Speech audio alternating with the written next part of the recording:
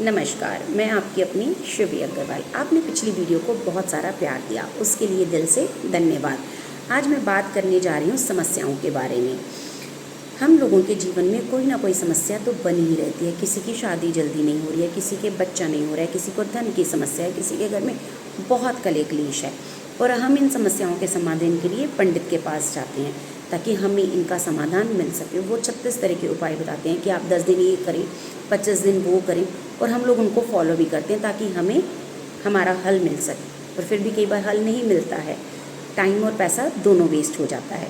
तो आज अगर मैं कहूँ आपकी अपनी समस्याओं का समाधान है आपके अपने पास, अपने घर में हर टाइम अवेलेबल। कैसे? तो सुनिए, आपकी समस्याओं का सिर्फ एक ही समाधान है, श्री दुर्गा स्तुति पाठ। श्री दुर्गा स्तुति का पाठ डेली श्रद्धा और प्रेम से करने से महामाया जगदम्बा आपकी हर इच्छा और मनोकामना पूरी करती है। हिंदू घरों में कभी ना कभी हम लोगों ने दुर्गा स्तुति का पाठ करवाया होता है या किया होता है। नवरात्रों में ये चलता ही है। बट अगर हम डेली नव दुर्गा का पाठ सारा नहीं कर सकते हैं तो हम उसको टुकड़ों में भी कर सकते हैं अपनी समस्या के समाधान के लिए इच्छा मुताबिक।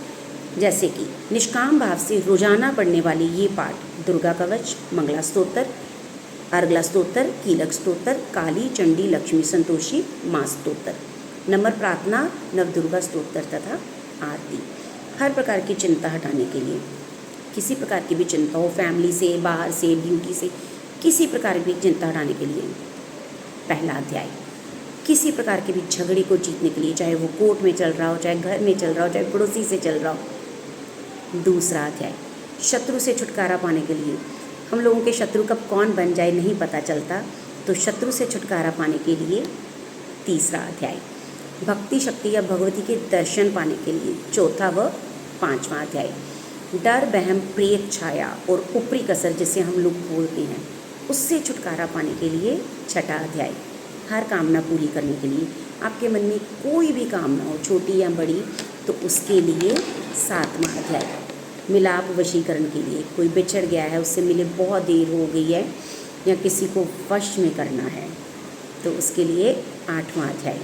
गुमशुदा की तलाश, कोई खो गया, सब तरह से तलाश करके थक गए हैं, निराश होकर बैठ गए हैं, तो डेली नवम तथा 10वां अध्याय। पुत्र आदि की प्राप्ति के लिए भी नवम तथा 10वां अध्याय। व्यापार सुख संपत्ति के लिए, व्यापार में घाटा हो रहा है, सुख संपत्ति में कमी है, पहले जैसा माहौल नहीं रहा है, धन भंडार में कमी हो रही है, तो उसके लिए 12वां अध्याय। भक्ति प्राप्त करने के लिए भी 12वां अध्याय।